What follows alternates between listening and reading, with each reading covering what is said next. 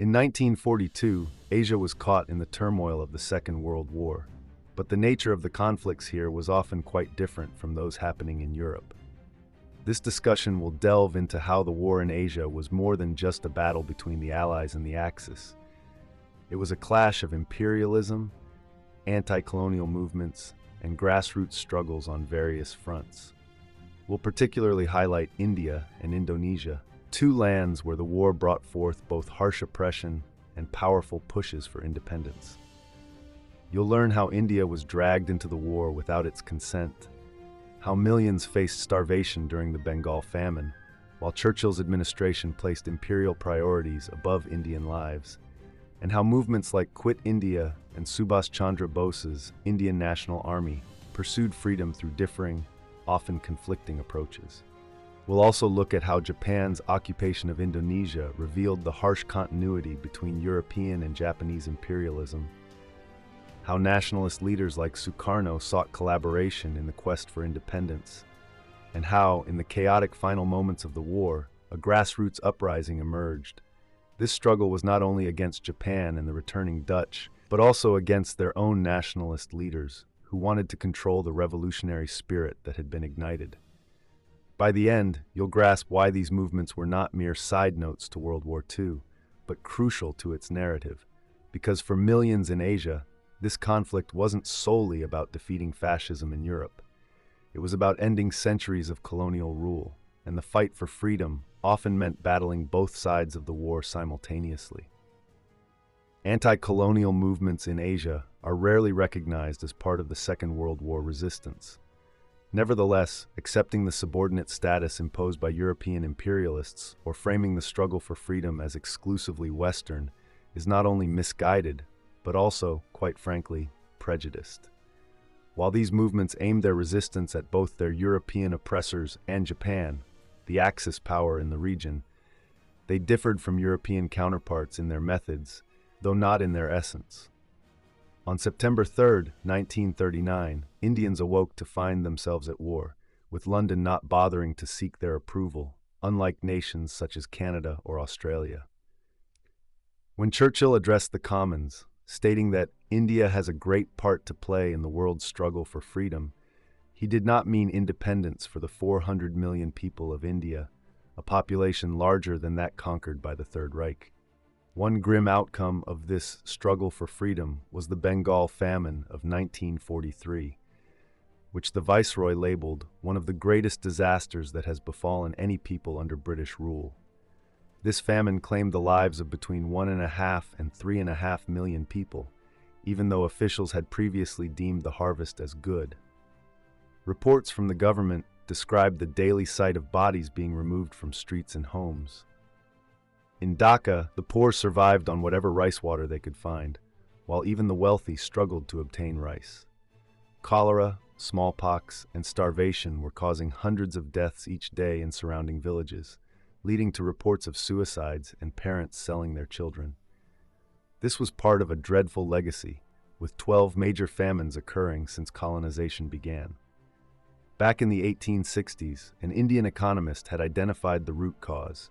An amount greater than the land's value was being extracted annually to sustain British rule and profits.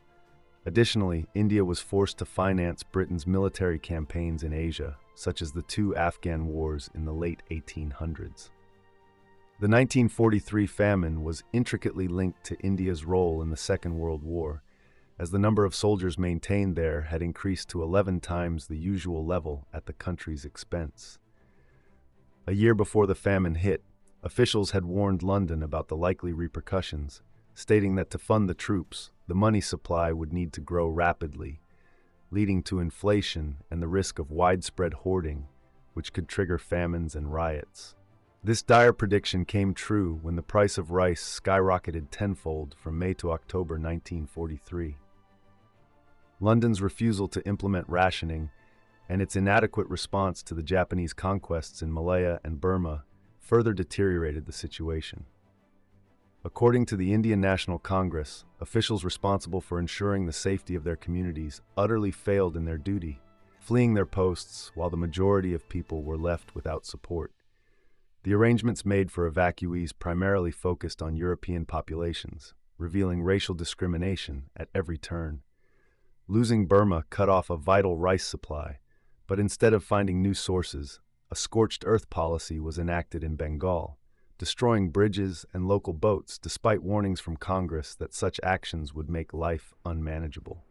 This left transporting local harvests to market incredibly difficult. Leo Amiri, the Secretary for India, known for his strong support of British imperialism, expressed his dismay over the initial hunger reports in a letter to the outgoing Viceroy, Lord Linlithgow. Amiri saw this crisis as a distraction from the independence movement, believing public concern over food and living costs might inject some practicality into politics. However, once the extent of the crisis became evident, Amiri also pushed for urgent food imports, estimating a need for 1 million tons of grain throughout the year. Coincidentally, this figure matched the army's annual grain consumption in India. Yet his calls for help went unanswered, as London prioritized military needs over local population sustenance. The War Cabinet's response to Amiri's desperate pleas was shocking. After addressing needs in Ceylon and the Middle East, they claimed it would be extremely hard to find ships to bring grain back from Australia to India. If any action were taken, they suggested only a token shipment of 50,000 tons to be routed to Colombo for further instructions. Anyone who accused the government of deliberately starving the people to requisition the entire harvest for the army would face prosecution. Field Marshal Wavell, who succeeded Linlithgow as Viceroy, expressed his frustration over the lack of progress on food imports after months of discussions. He highlighted the stark difference in attitudes toward feeding starving populations in Europe versus those in India. Churchill remained unapologetic. Over time, British rule would be regarded as a golden age, with the provision of food seen as merely appeasement to the Congress Party. Records indicate that the Canadian Prime Minister had 100,000 tons of grain ready to be shipped to India, but was persuaded by a heartfelt plea from Winston not to send it. When the British military leader in Southeast Asia proposed to allocate 10% of his shipping for Bengal relief, Churchill reduced that by 10%. Ultimately, no aid was to come from Britain, as Churchill stated that diverting ships to India could jeopardize food imports to Britain. This stance was rooted in deep-seated racism. Amiri, for instance, believed that the country required an increasing infusion of stronger Nordic blood to foster a more vigorous type of native ruler. However, the prejudice from the Prime Minister was even more pronounced. He lamented that Indians were breeding like rabbits and expressed his disdain, saying, "I hate Indians. They are a beastly people with a beastly religion." Amiri confronted him about his Hitler-like attitude. The imperialist war was catastrophic for India and clearly had little connection to any professed humanitarian goals. Jawaharlal Nehru, a prominent figure in the Indian National Congress, said London was merely defending the British Empire. Churchill would likely have agreed, famously stating that he did not become Prime Minister to oversee the dismantling of the British Empire. This mindset was not limited to the Tories. The Labour Party's position was evident during its first term in 1924. Upon taking office, the colonial minister echoed words closely resembling Churchill's. "I'm here to see that there is no mucking about with the British Empire." Throughout World War II, Labour's stance on India mirrored that of the Conservatives. The irony of Britain declaring war on India's behalf was that, had help been requested, it would have been provided. Leaders like Nehru had a history of anti-fascism that vastly exceeded that of the British government. While Britain was appeasing in the 1930s, Nehru actively supported Spain's international brigades, Czechoslovakia, and China in its conflict with Japan. Despite Britain's overbearing actions, he continued to advocate for the anti-fascist cause within the Indian National Congress. As a result, it decided to refrain from exploiting Britain's troubles. In a clash between democracy and freedom on one side and fascism and aggression on the other, our support must naturally align with democracy. Sadly, the last thing London wanted was the cooperation of an independence movement. Instead, under the guise of the Second World War, it enacted the Defense of India Ordinance, curtailing civil liberties and targeting the Congress. However, not everyone was on the same page as Nehru. There were collaborators like Sir Ramaswamy Mudaliar, who took pride in his efforts to foster loyalty to Britain. He earned a spot at the British War Cabinet, though he was excluded from discussions about India. Interestingly, the Indian Communist Party, which had been illegal until 1939, also aligned itself with this approach, arguing that British victory was a matter of interest for every citizen. On the opposite end stood Subhas Bose, leading the Indian National Army, which fought alongside Japanese forces. In between these extremes were the Congress and the Muslim League, whose rivalry stemmed from the classic imperial divide-and-rule tactic. The British Raj had deliberately inflamed communal tensions between the Hindu majority and the substantial Muslim minority. Nonetheless, both organizations viewed the war as a chance to gain concessions from their colonial rulers, albeit with differing goals.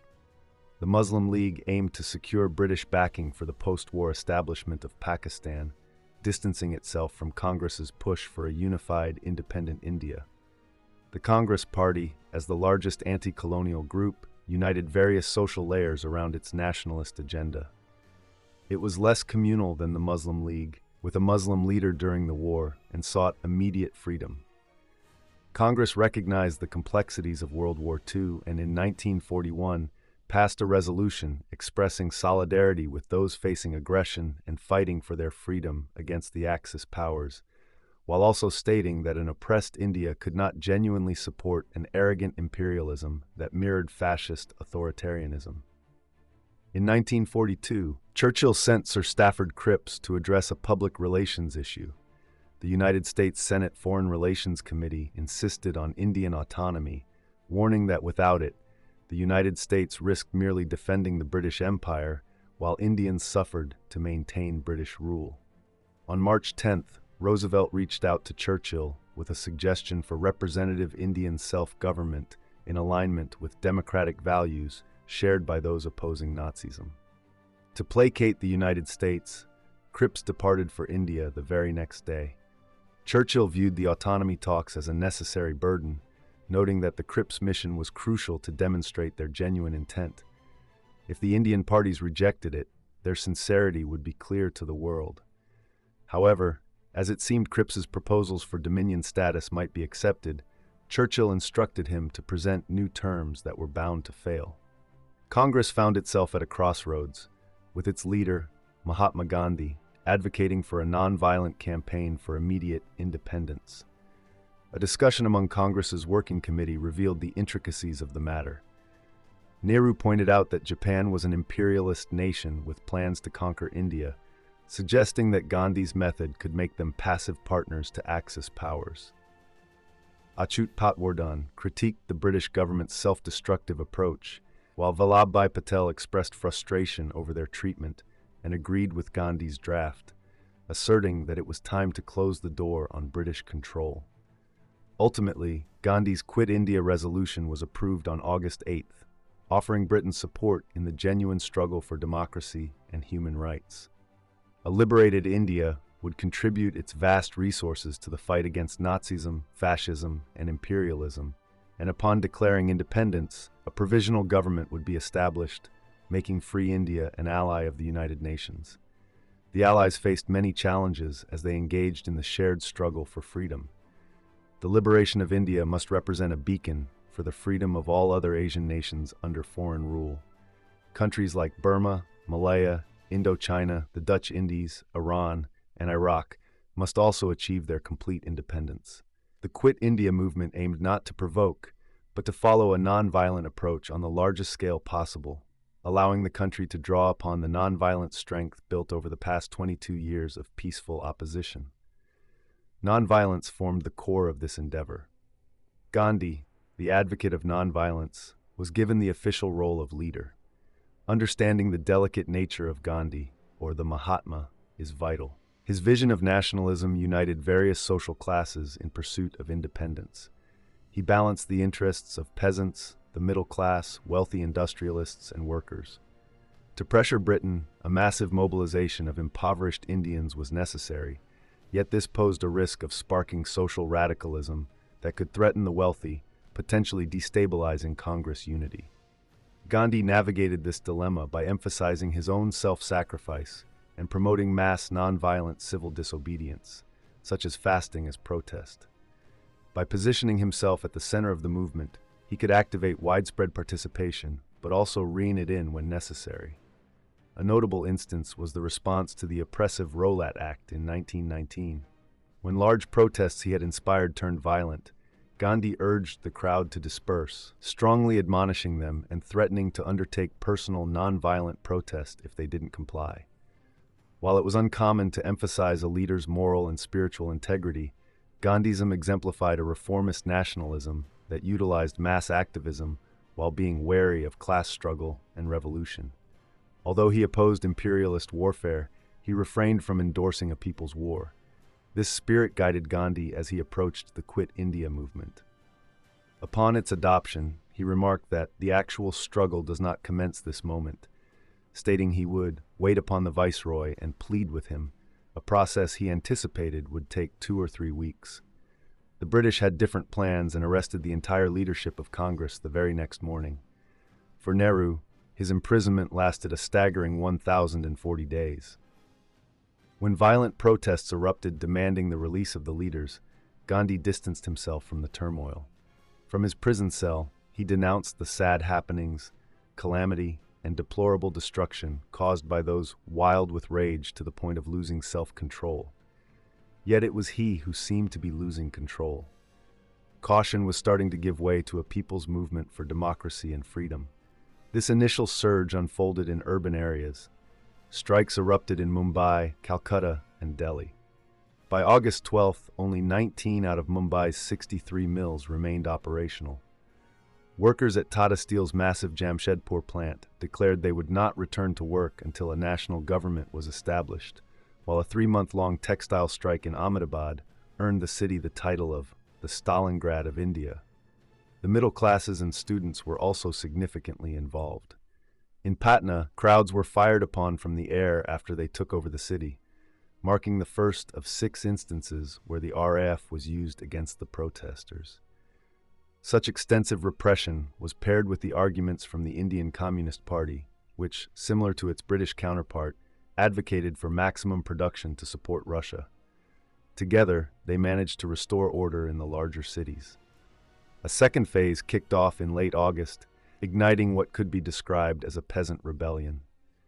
The struggle extended beyond mere independence, as local studies illustrate. In Satara, a parallel government, operating until 1946, published a bi-weekly newspaper, established schools, redistributed land, fined moneylenders, and maintained a standing army. In September 1942, 2,500 individuals in Medinipur district gathered to block rice shipments by mill owners. Following the police shooting of 3 demonstrators, another parallel government emerged, with departments set up for defense, finance, judiciary, education, and more. Grain exports were banned, fixed prices enforced for merchants, and some supplies were seized and given to the people. The extent to which Medinipur had moved beyond Gandhi's principle of nonviolence was highlighted by students chanting, "We shall cut off King George's head and finish England with fire and the sword." Their goal was to loot government banks, treasuries, and post offices, while also vowing that police stations and courts would be destroyed. Still, the influence of Gandhism had not entirely faded away. The Mahatma declared a mantra for Quit India, do or die. The emphasis often lies on the first word, interpreted as a militant challenge to British rule. Yet, local Congress leader Dr. Shiv Pujan Raj highlighted another perspective when he addressed the crowd, saying, "It is not through killing, but by dying that we will reach our goal. The nation's leader has commanded this. We must honor his wishes." In solidarity, the demonstrators moved forward unarmed towards government offices. Tragically, when they arrived, 7 were shot dead, including Dr. Raj. The rest decided to do instead of die, and the following day, they returned with a vengeance, targeting a police station, seed store, and railway station, all while chanting Gandhi's name. Despite the situation, the struggle had largely departed from Gandhian principles and was transitioning toward a people's war under J.P. Narayan, who became a prominent leader emerging from the Quit India movement. In September 1942, British secret reports acknowledged that Narayan's Congress Socialist Party held the field. He articulated the concept of parallel wars, stating in 1939 that there was no expectation the war, which stemmed from imperialist rivalries, would naturally transform into one for democracy and world peace as it went on. This sentiment was reinforced by the response to the Quit India Resolution. India was then under a form of British Nazi tyranny and the brutal reign of British fascists. Thus, an alternative conflict was required. India's quest for freedom was both anti-imperialist and anti-fascist, as imperialism begets fascism. It was also a call to end the war through the unity of the common people. Narayan asserted that they fought for the downfall of both imperialism and fascism through collective struggle, paving the way for the end of wars and the liberation of all. When confronted by British claims that the movement aided the enemy, he questioned why the liberation of 1/5 of humanity should obstruct their efforts. He argued that if the Allies genuinely fought for their professed goals, India's fight for freedom would support their cause. If it obstructed them, it simply proved the flawed foundation of their war. Narayan criticized the official Congress stance, claiming the Quit India resolution served merely as a bargaining chip with the authorities. There was a clear absence of planning for a mass movement, and now, after failing in their duty, they turned to disown the struggle and suffering of the people.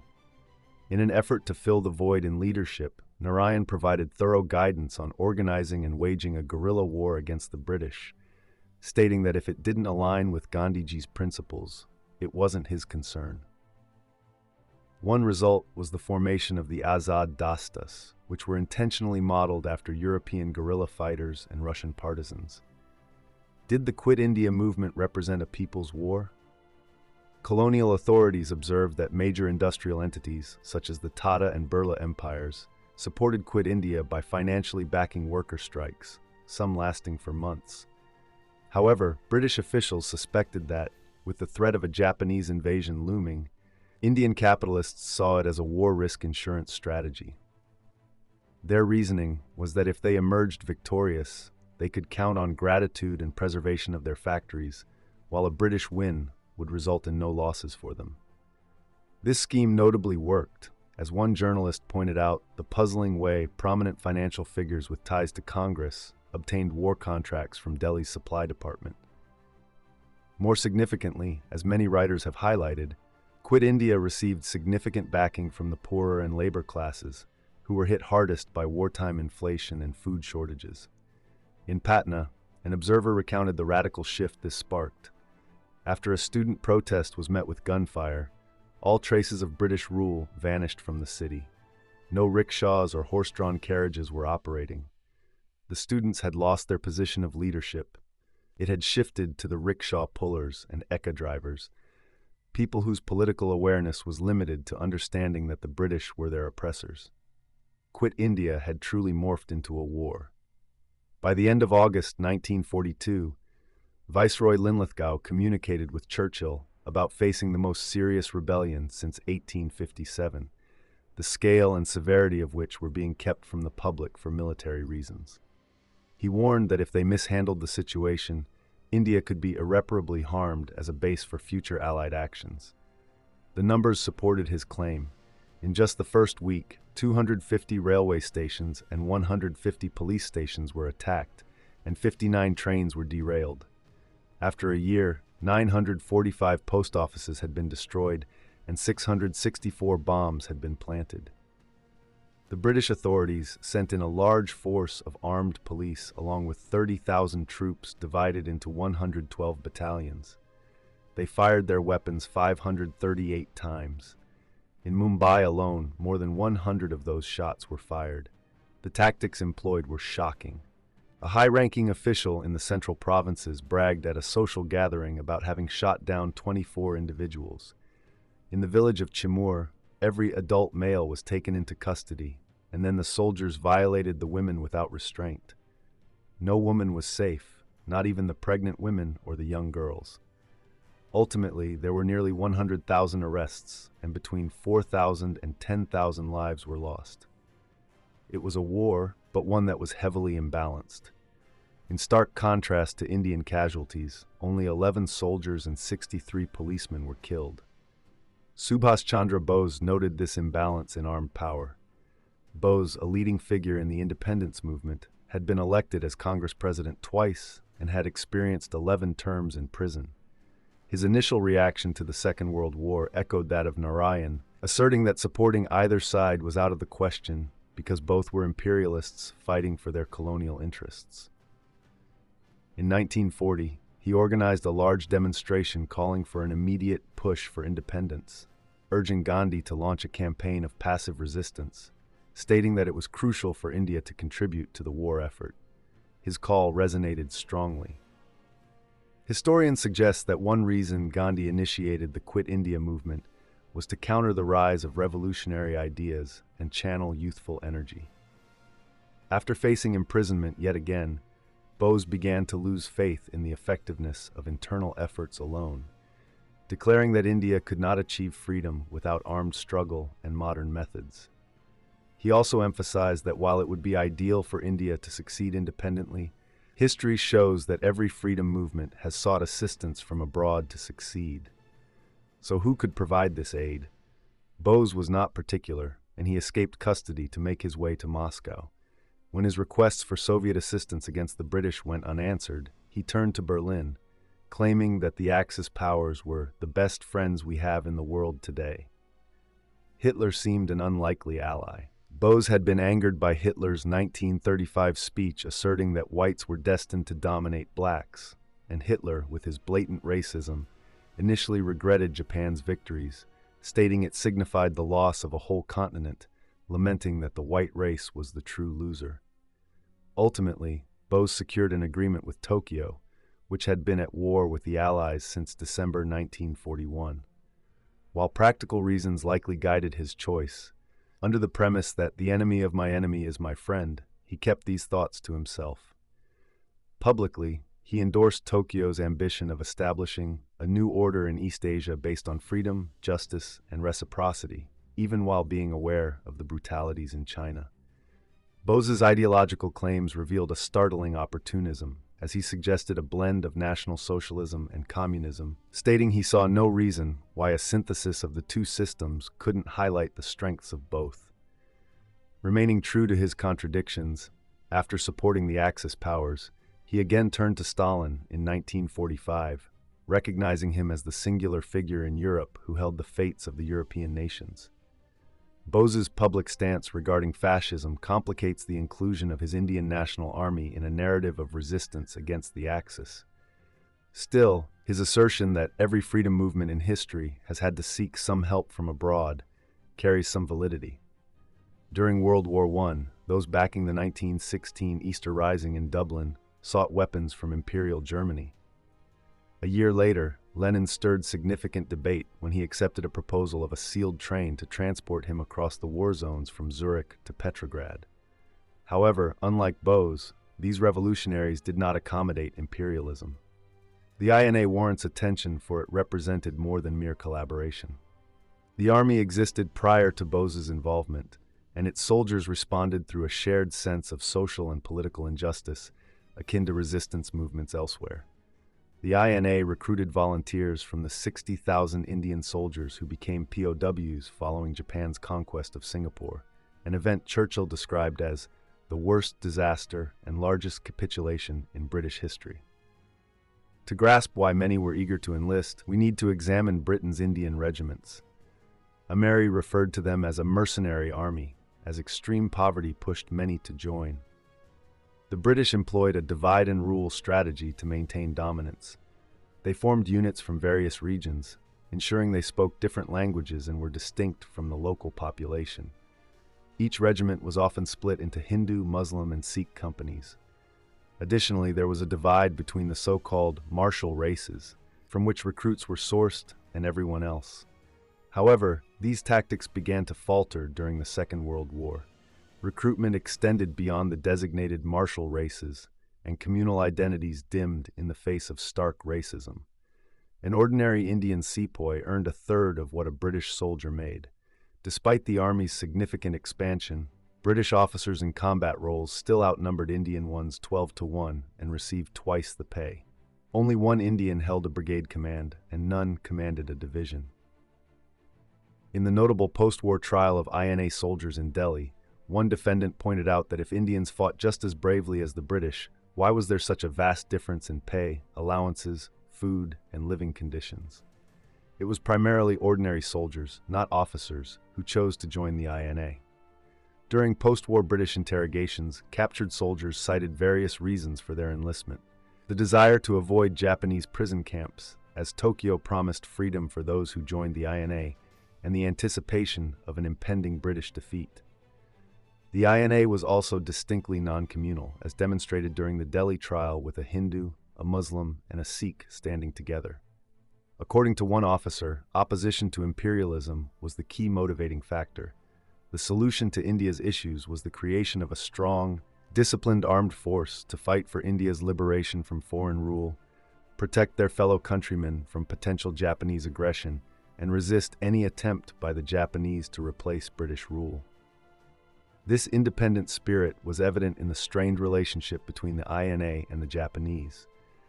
It took 5 days of intense negotiations to persuade Captain Mohan Singh, the first commander of the INA, to establish the organization. He harbored doubts about Japanese intentions and firmly refused to allow the INA to participate in their conquest of the Dutch East Indies, stating that it could only fight against Britain. Tensions escalated when Singh demanded assurance from Japan that it had no ambitions for India. When this guarantee wasn't provided, he ordered the INA's disbandment and was subsequently arrested. A Japanese officer shed light on the conflict, noting that the Indians, as a colonized people with a long history of oppression, had developed a prejudice that led them to assert their equality with other nations, a claim that was beyond their reach. Singh didn't wield the political influence of Subhas Bose, who entered the scene in 1943 and revitalized the movement, gathering support from the vast Indian community in Southeast Asia as a counterbalance to Japan's dominance. Ultimately, instead of relying on Japanese conquest to achieve his aims, Bose envisioned the INA as a spark for an internal revolution. They were going to organize a formidable fighting force capable of challenging the British Army in India. He believed that when they launched their attack, it would ignite a revolution not just among the civil populace, but also within the Indian Army aligned with the British. With both internal and external attacks on the British government, he anticipated its collapse. Throughout the Second World War, imperialists showed the same disregard for the People's War, and the INA faced poor treatment from Japan. Singh had envisioned a force of 200,000, but Bose reduced that figure to 50,000, with the Japanese supplying only light arms for about 30,000. The Subhas Brigade, for instance, was left without artillery, mortars, or communication equipment, and had an insufficient number of machine guns. Bose insisted on having a prominent role in the assault on the British Raj, asserting that the first blood to spill on Indian soil should be that of an INA soldier. However, one officer described their so-called frontline role during the incursion at Imphal as comprising road making, bridge repairs, extinguishing jungle fires, and transporting rations for Japanese troops. There were just 8,000 INA soldiers in the field, compared to 230,000 Japanese forces. When the Japanese offensive hit a standstill, the INA troops were left behind and left to face starvation, with 6,000 eventually captured or surrendering to the British. At the end of the Second World War, it seemed as if the people's fight for freedom had faltered. But this perception was misleading. The magnitude of the Quit India movement in 1942 led Britain to believe that liberation was unavoidable, prompting the Viceroy to suggest to Churchill that they should begin talks to prevent further unrest once the war ended. Bose's prediction that the INA could trigger a revolt materialized just 3 months after his untimely death in a plane crash. Protests against the INA trials transcended communal lines, with supporters from various factions like Congress, the Muslim League, and communists in places like Calcutta joining forces in massive demonstrations that the authorities struggled to suppress. As Sarkar noted, the INA may not have been significant in military terms, but the actual existence of an army fighting, albeit ineffectively, for the country's freedom had a profound effect on the patriotic spirit. The connection between the INA's experiences and the discontent within the British Indian Army during the winter of 1945 to 1946, which led to the monumental Bombay naval strike in February 1946, might have been the key factor influencing the British decision to withdraw quickly. Meanwhile, in Europe and America, the wars unfolded in parallel as they faced the same enemy, even if their motivations differed. While conflicts did arise over time, the parallel wars metaphor doesn't quite apply to India. Here, the people's struggle and the imperialist battle were in direct opposition from the outset. However, the upheavals in the subcontinent were just as much a result of the Second World War as those in other regions, and should be recognized as such. Officially, the imperialists settled their disputes on Victory over Japan Day on August 16, 1945, but the ongoing struggle for Indonesia, particularly in Java, disproves that the war truly ended on that day. The fighting persisted, this time not between Japan and the Allies, but against the people's quest for freedom. The Netherlands had long taken advantage of the vast natural resources of coffee and sugar from a land that was significantly larger and more populated. The entire Javanese economy was reshaped to focus on cash crops, sacrificing rice farming.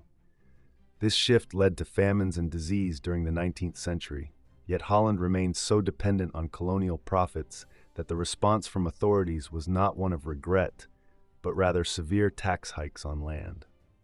By the 20th century, Javanese villages found themselves handing over a quarter of their income to the colonial government, with overall income from Indonesia surpassing that of Holland by 30%.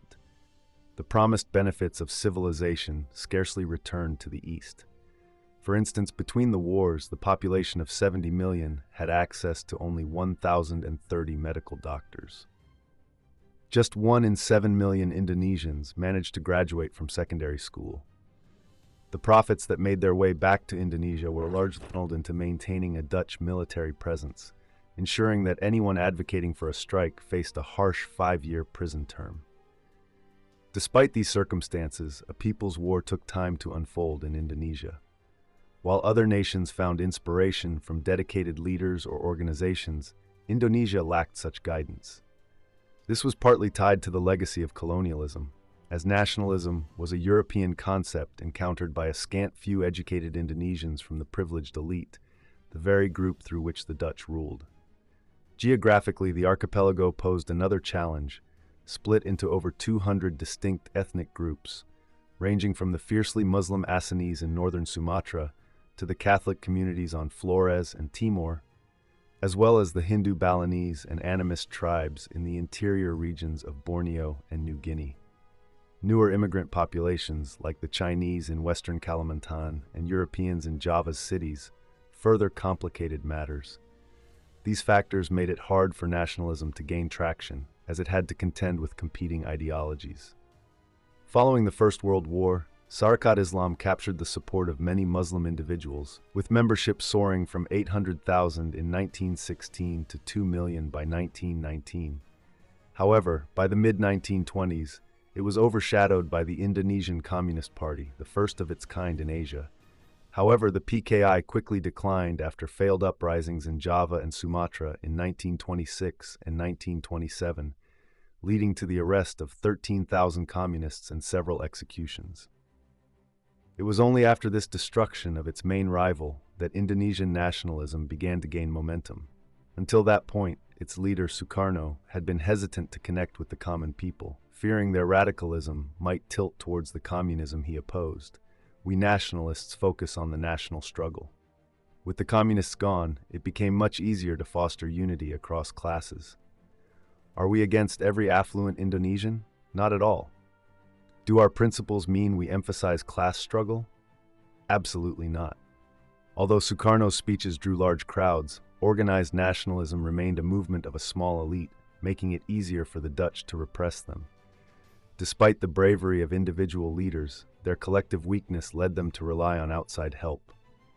Figures like Mohammed Hatta and Sultan Shahrir, educated in Holland, believed national salvation would come from the Dutch Social Democratic left.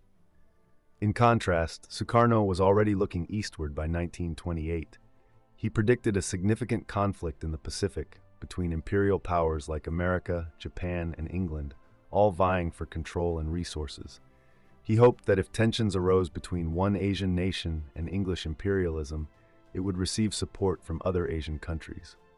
When World War II began, Hatta and Shahrir, similar to India's Congress Party, offered their backing to the Allies in exchange for steps towards autonomy, but no concessions were made. One nationalist leader pointed out that the Dutch were practicing exactly the kind of totalitarianism they criticize. This mindset facilitated Tokyo's swift takeover of Southeast Asia, accomplished in just 8 days, with Java succumbing to the 16th Army in March 1942. In a way that validated Sukarno's forecasts, the region erupted in celebrations. One Japanese admiral noted the frantic atmosphere of welcome that permeated the entire region of the East Indies.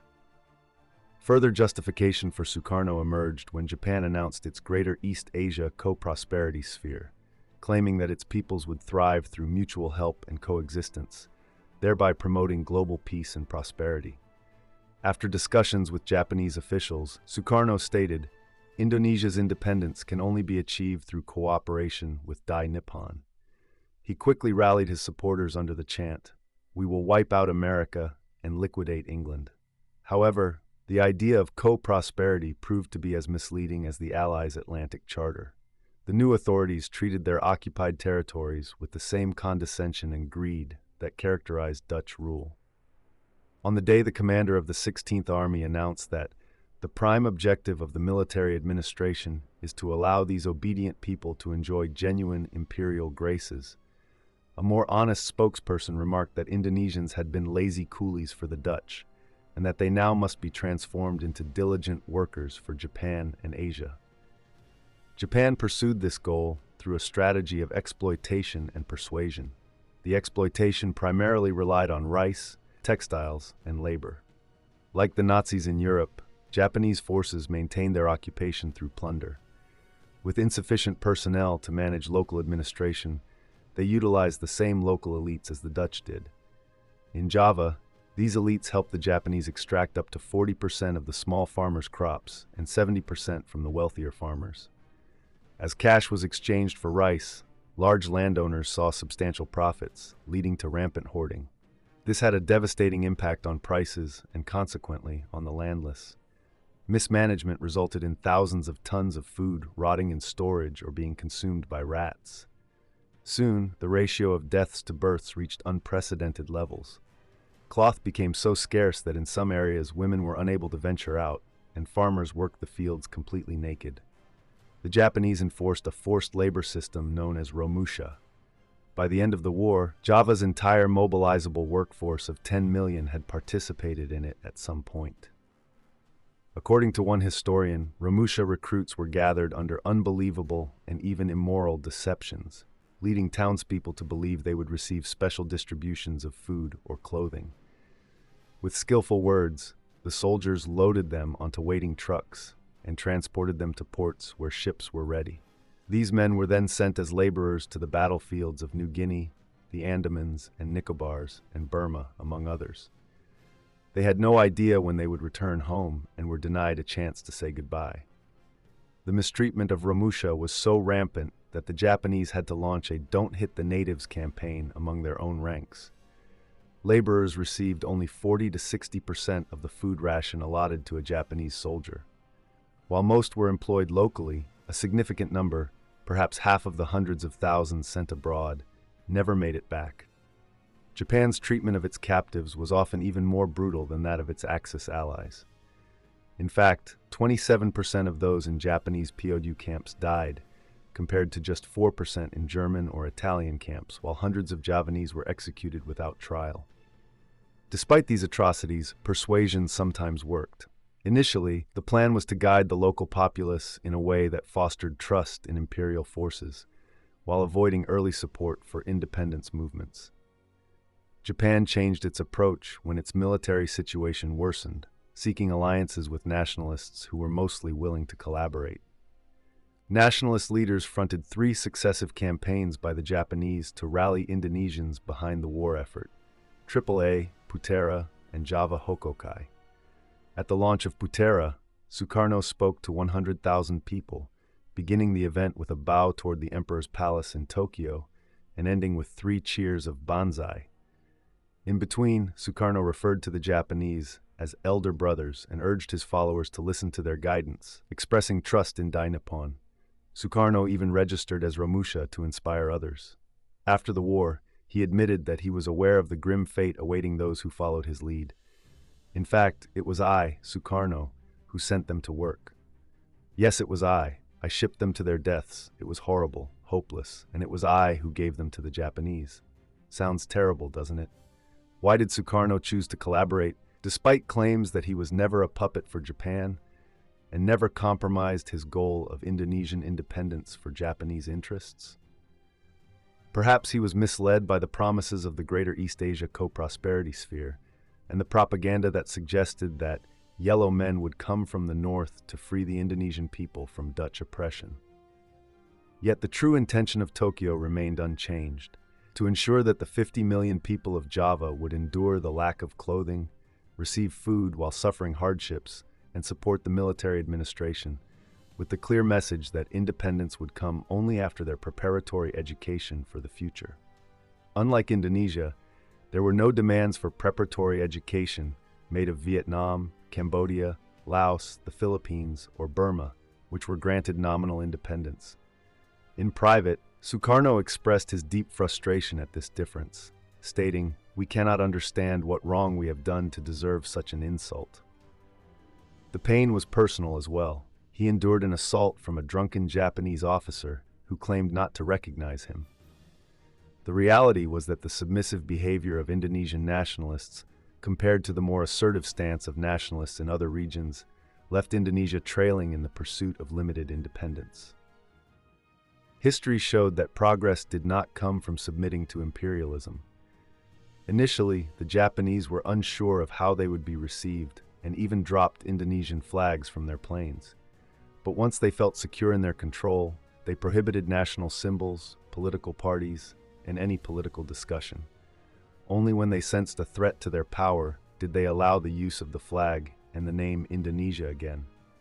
Sukarno's obsequiousness, along with the nationalist movements, mirrored the submissive responses seen elsewhere.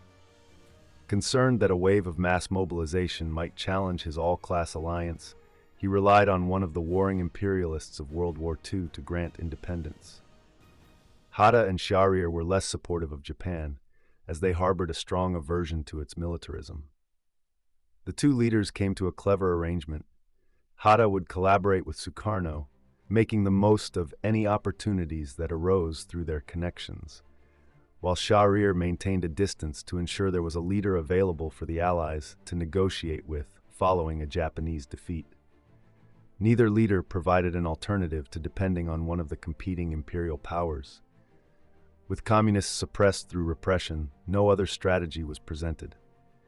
Consequently, Indonesia lacked any significant resistance movements or underground networks engaged in sabotage or espionage. The only notable attempt at creating a serious resistance during Japanese occupation was led by Amir Sharifuddin, head of the most leftist of the pre-war parties. He received funding from Holland to launch a campaign, but it was highly unlikely that such an effort would aid in the Dutch's return, and his organization was swiftly infiltrated by the occupation's secret police and dismantled. Aside from this, only 3 small organized groups existed in Java, primarily forums for discussion among a privileged group of students studying law and medicine. There were sporadic instances of resistance from peasants in Aceh and an Islamic movement in South Kalimantan, yet none of these attempts posed a serious threat to Japanese control, and all suffered severe repercussions. The choices made by figures like Sukarno and Hatta to align with Japanese imperialism were not merely due to the challenges of resistance, but stemmed from a deliberate political decision. While nations like Poland had people's wars entwined with social change, the national leaders' focus on national struggles sidestepped class issues, stripping ordinary people of a significant reason to resist. In short, The overwhelming power and violence of imperialism, both Dutch and Japanese, alongside the nature of Indonesia's leadership, obstructed the evolution of a people's war. However, the landscape shifted dramatically towards the end of the Second World War. Although the People's War may have arrived late, it adeptly confronted the Japanese, the Dutch, their British supporters, and the Indonesian elite all at once. The shift was aided by Japan's declining position. The United States outmatched Japan in economic power and manpower, and Japan faced significant defeats at Midway, Guadalcanal, and the Aleutians. Forces occupying Indonesia were redirected, leaving only 8 of the original 23 battalions operational. The end of Japanese control came quickly. On February 24th and 25th, 1945, the United States Air Force launched raids that resulted in the Tokyo firestorm, claiming 100,000 lives, initially more than the toll at Hiroshima.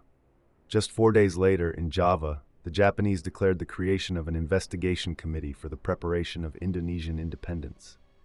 Its name hinted at uncertainty, as it didn't even convene until late May and achieved little. Its successor, the Preparatory Committee for Independence, was formed on August 7th, the day after Hiroshima. Japan promised immediate independence, but before this apparent tactic could unfold, Japan surrendered. Terms accepted on August 15th mandated that Japan maintain the status quo in Indonesia, while securing peace until the Allies took control. Previously, Japan had banned the Indonesian flag. Now, in a dramatic reversal, they banned it again, but this time at the insistence of the Allies. Despite Sukarno's dashed hopes for support from Tokyo, he remained hesitant to declare independence. True liberation would demand a grassroots movement, and that's when it emerged through the youth, as highlighted in Anderson's insights. While youth might appear broad, the age gap between Sukarno's generation and the youth leaders was minimal. Some critics argue against the term's usage, citing it as an overused adjective without clear backing. However, it's relevant, as the harsher realities of oppression and collaboration had stifled those who lived through the devastation of the PKI in the 1920s up to 1945. Only the young were untainted by that history, and their influence was felt immediately. In the early hours of August 16th, a group of Pemuda took Sukarno and Hatta captive to force them to declare independence immediately. The two leaders hesitated, but were eventually released. Later that same day, they sought out Japan's Admiral Maeda, who was sympathetic to their cause. He believed that by granting independence, Japan could secure a long-term ally even at this point. However, others, like Yamamoto, the Japanese commander in Java, were determined to strictly enforce surrender terms. He refused to meet with Maeda or the Indonesian nationalists and did not convene the preparatory committee, opting instead to deploy troops to prevent large gatherings in Jakarta and impose a radio blackout. Confronted with a stalemate, Sukarno, despite his reservations, proclaimed independence on August 17th. It was uncertain whether this declaration would be successful, as former imperialist enemies had reconciled.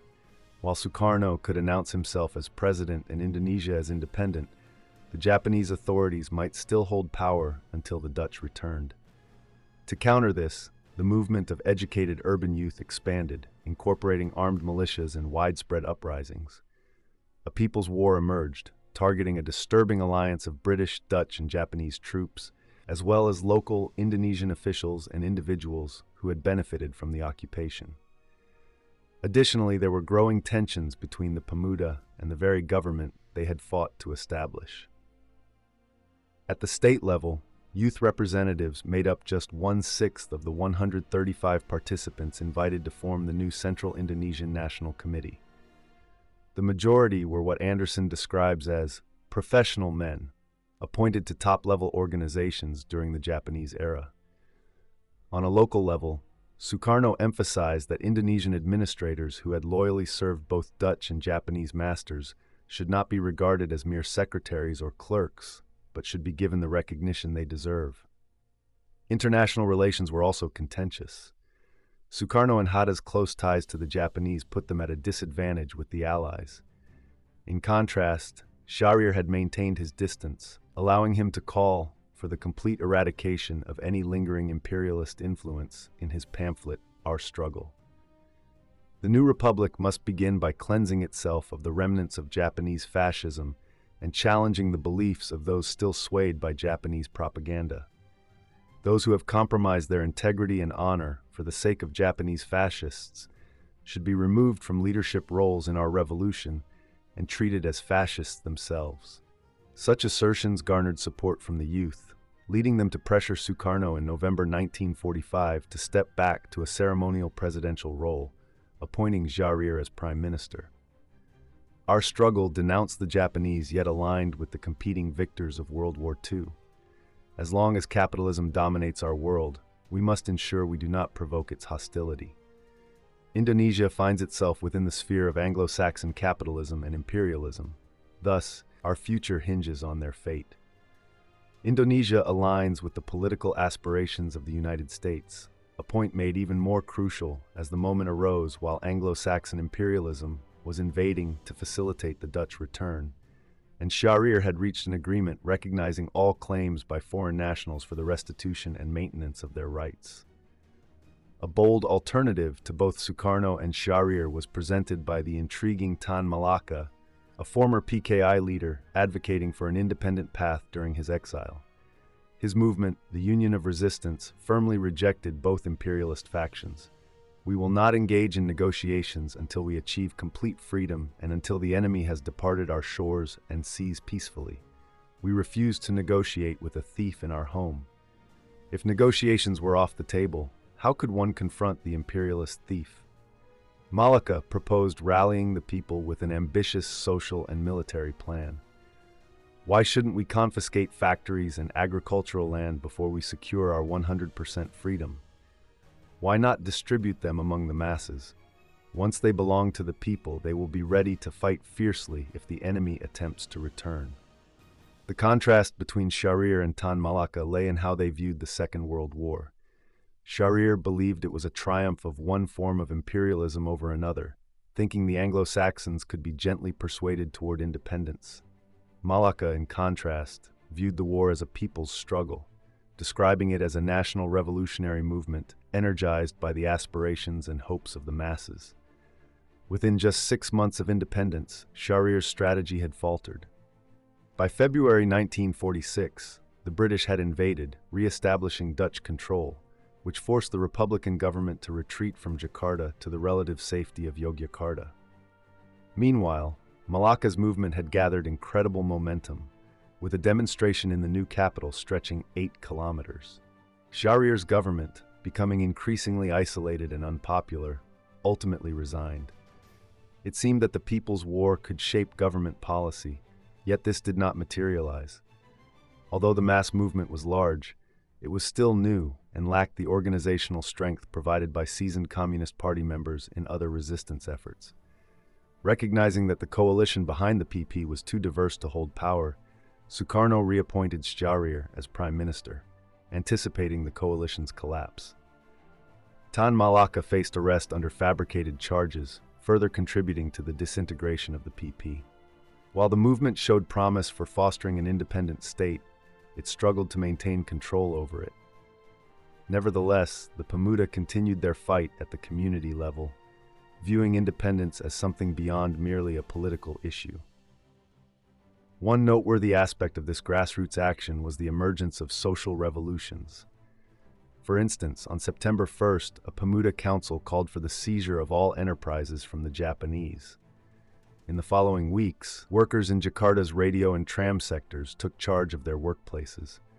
The process was so thorough that by October, it was officially announced that all railway stations in Java were no longer under Japanese control, with no Japanese soldiers permitted at any of the stations, offices, or workshops. In Semarang, the Pemuda seized government buildings, while workers in local plantations and factories followed suit. The oil refinery workers in Surabaya took the initiative in developing self-organization in that bustling port. Lucas's case study of social revolution in Pemalang sheds light on rural events. The movement emerged from frustration towards village leaders who implemented Japan's occupation policies. Various youth groups formed, including the Arab Youth of Indonesia, the Chinese Youth Irregulars, and Hizbullah, with the largest being the Indonesian Youth Generation. One activist noted that ideology did not matter. They were united by the singular goal of dismantling corrupt cliques. The activists took on roles such as distributing cloth for free, managing goods, ensuring security, and organizing community performances. Despite these efforts, Pemalang faced ongoing rice shortages, resulting in retaliation against local officials and hoarders deemed culpable.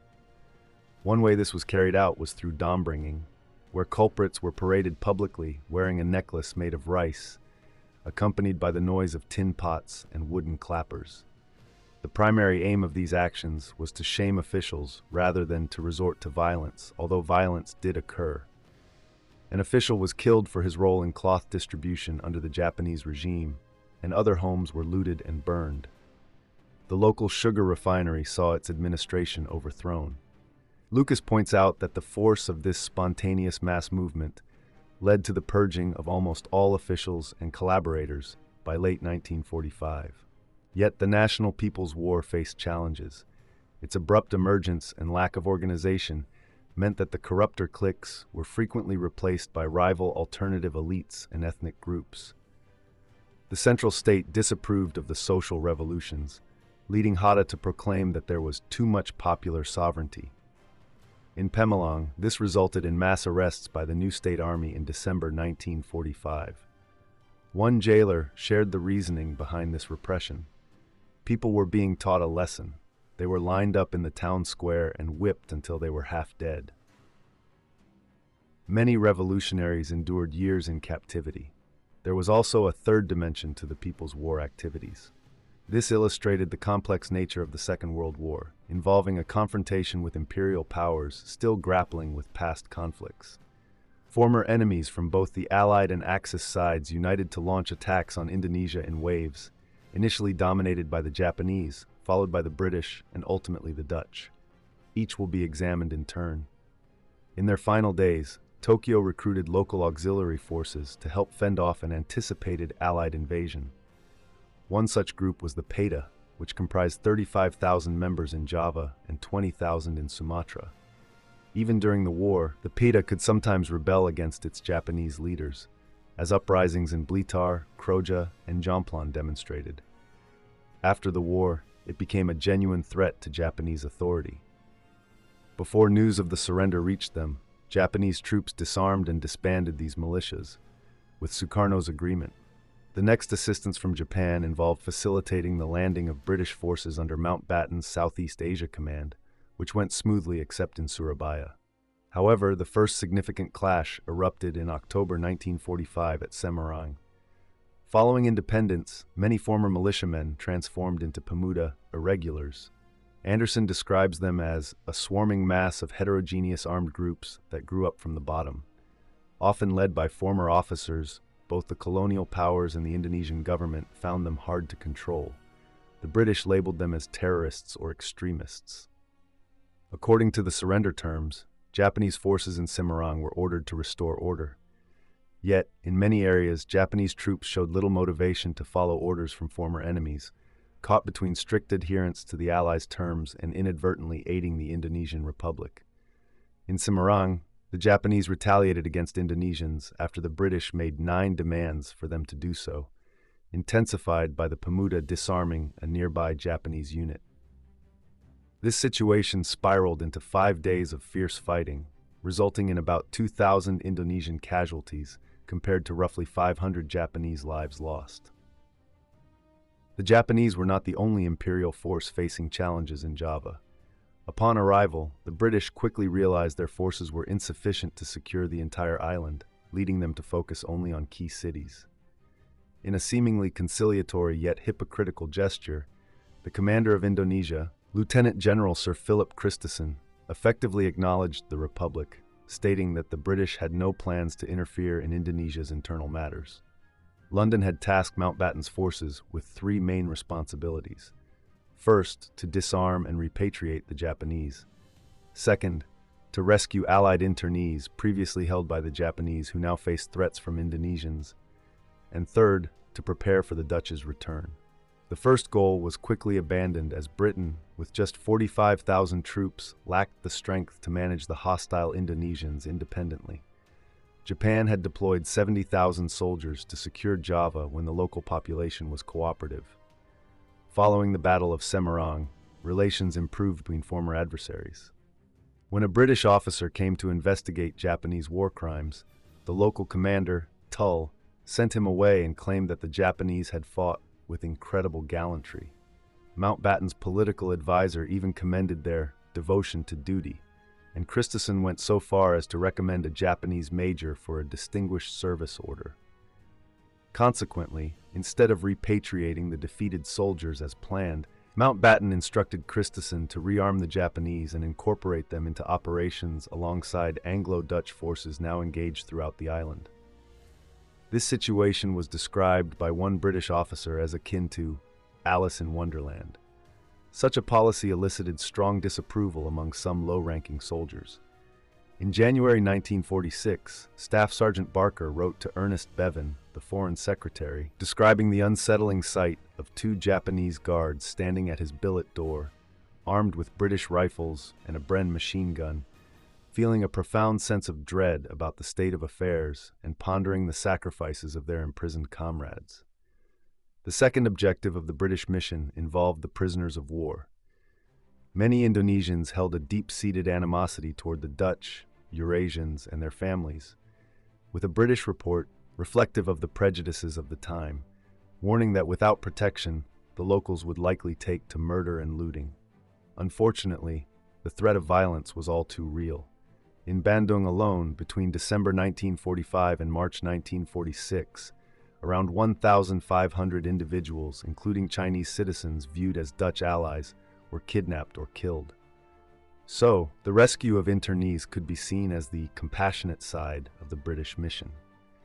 However, the reality was more complex. As one writer points out, it was expected that only a few internees would actually leave Indonesia. Most would be concentrated in areas where they could receive medical care, allowing them to eventually return to their pre-war lives in a country under restored Dutch authority by the British. While violence against innocent civilians was unfortunate, the presence of the British as they sought to re-establish old systems was certainly provocative. A commitment to end colonialism might have reduced the animosity. In late 1945, the question of evacuating internees sparked the most significant confrontation of the independence struggle. Surabaya, a key transit hub for Japan's former prisoners and notable for its militant working-class roots due to its large naval base, played a prominent role. When the British landed on October 25th, they disregarded many posters urging them to remember the Atlantic Charter. An officer noted that his orders mandated securing a position in Surabaya and that anyone not wearing an Allied uniform and carrying weapons was to be shot. The Pemuda, however, had different plans. They had fortuitously acquired a significant stock of Japanese arms after a Dutch naval officer, dissatisfied with relying on British support, had prematurely asked the Japanese to surrender their weapons to him. Lacking a means to secure these arms, they ended up in Indonesian hands. When Brigadier General Malaby of the British realized he couldn't disarm the Pemuda, he opted to focus on evacuating the internees instead. The issue of armaments was set aside, and joint British-Indonesian committees were formed. Malaby's plan fell apart just a day later when British authorities in Jakarta dropped leaflets warning all Indonesians to surrender their weapons within 48 hours or face execution. An eyewitness recounted that everywhere people echoed the same sentiment. Of course, the Allies aren't our enemies, but we'll fight. This led to an uprising where about 140,000 Indonesian TKR troops and Pemuda confronted Britain's 4,000-strong 49th Indian Infantry Brigade. They might have been decimated if Sukarno hadn't intervened and called for a ceasefire. This time, the authority of the Indonesian president faced a challenge. A well-known local radio host, Bung Tomo, used his station to warn the leaders of the Indonesian people, saying that negotiating with the British and Dutch could leave their people vulnerable once again. Sukarno's ceasefire quickly fell apart, Malaby was killed, and the president had to intervene again, stating that he had ordered all fighting against the Allies to stop. He emphasized that there was no reason for the people to take the law into their own hands. This new ceasefire lasted until the evacuation of the internees was complete. After that, the British violated it.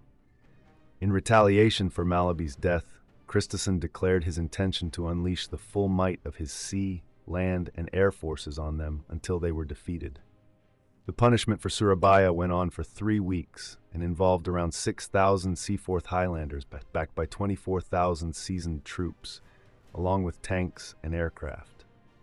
The Indonesian forces were not easily counted and emerged in response to a long history of imperialism, embodying the spirit of Surabaya and the ideal of liberation.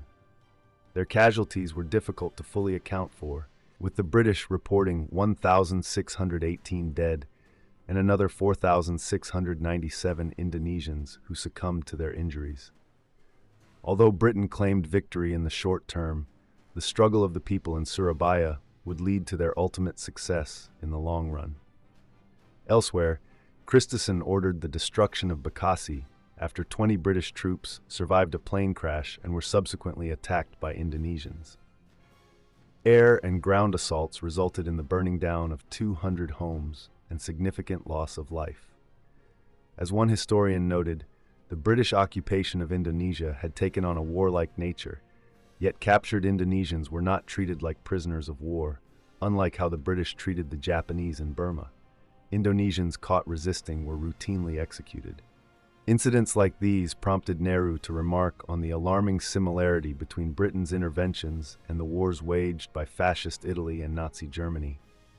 By the time British forces completed their occupation in 1946, they had suffered around 2,400 casualties, while causing deaths and injuries to approximately 31,000 Pemuda. Holland was the last and the least effective of the imperial powers to take action. Their government had learned nothing from its own experience under Nazi occupation. A Dutch representative remarked about the Javanese, "We are their father and mother. They can't manage without us."